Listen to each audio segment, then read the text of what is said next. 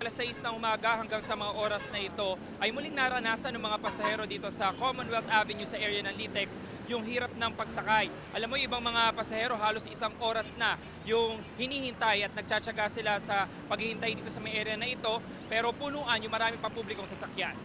Halos 2 lane nga ng Commonwealth Avenue ang sinakop ng mga pasahero na naghihintay na masasakyan ngayong umaga.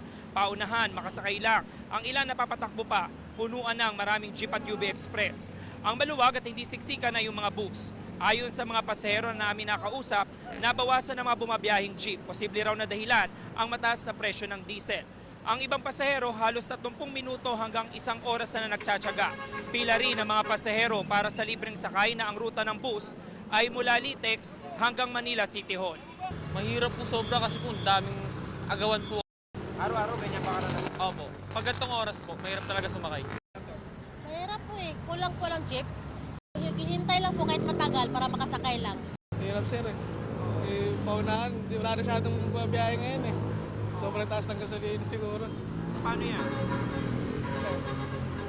Sayang isang araw pag di nakapasok.